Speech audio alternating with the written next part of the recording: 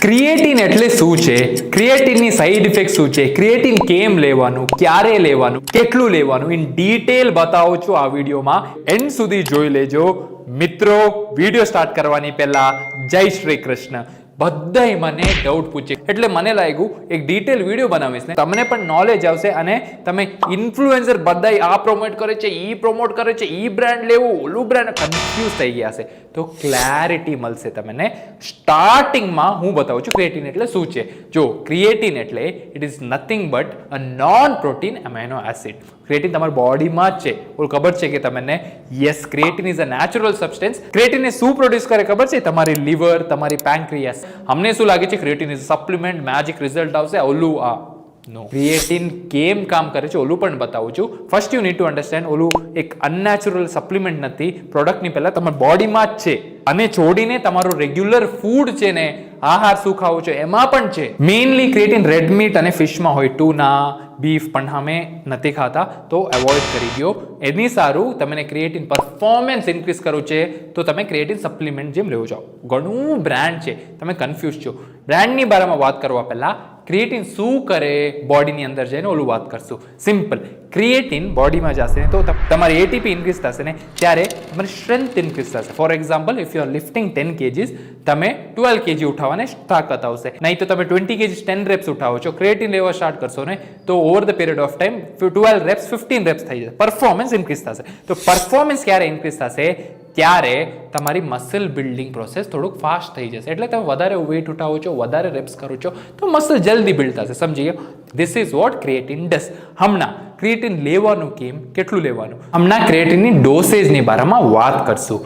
First thing, creatine લેવટ અને બધાય cycle કરે, નહીં તો સ્ટાર્ટિંગ લોડિંગ ફેસ કરે.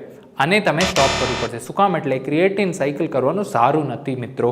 તમે 3 to 5 ગ્રામ્સ લેવો, એના કરતાં વધારે ના જોઈએ. Not good for health. So તમને ખબર પડ્યું કેટલું લેવાનું છે. હમણાં ક્યારે લેવાનું? જો creatine best time to take is before workout or after workout.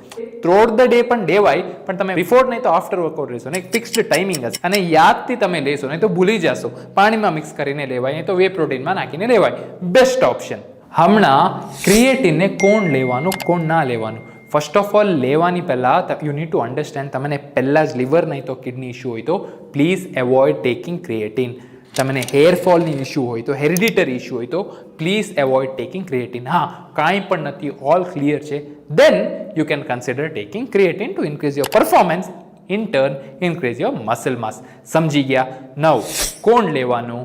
Four example, first category, તમે ઓલરેડી એક 1-2 યર્સથી ટ્રેન કરો છો, થોડું મસલ બિલ્ડ કર્યા છે, એક્સપિરિયન્સ છે, you want to up your game, ત્યારે એડ કરો. તમે ઇન્ફ્લુએન્સર લીધા છે કે બિગિનિંગ લેવલમાં જ લેવાની જરૂર નથી. શું કામ? એટલે નેચરલી બિલ્ડ કરો યાર, without supplement. That is the best way. At the end of the day it is coming from external source.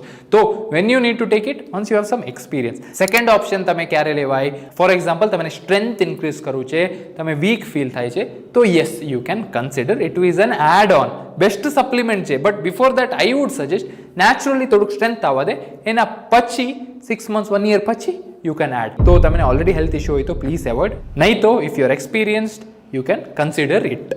પાણીની બારામાં વાત કરશો. ક્રિએટિન લો ત્યારે બહુ જ પાણી પીવું જોઈએ કે બધાય કે મિત્રો તમે ક્રિએટિન લો, ક્રિએટિન ના લો, તમે ડાયટ કરો, તમે ડાયટ ના કરો, કાંઈ પણ કરો, પાણી તમને પીવું જ પડશે.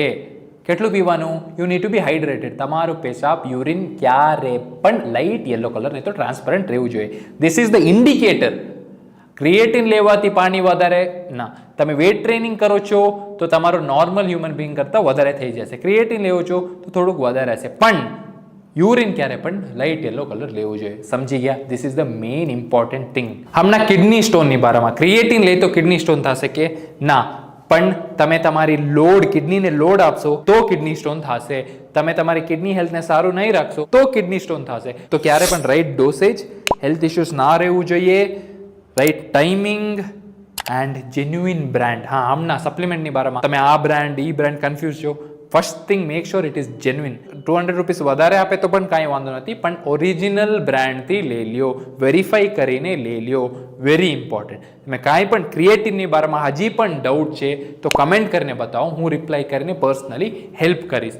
વિડીયો સારું લાગ્યું હોય તો એક લાઇક આપી દો, અને આવું જ હેલ્થ એન્ડ ફિટનેસ ટિપ્સ ગુજરાતીમાં જોઈએ તો મારું ચેનલને સબસ્ક્રાઇબ કરી દો. પછી મળશું નેક્સ્ટ વિડીયોમાં. અન્ટિલ દેન ટેક કેર. જય શ્રી કૃષ્ણ.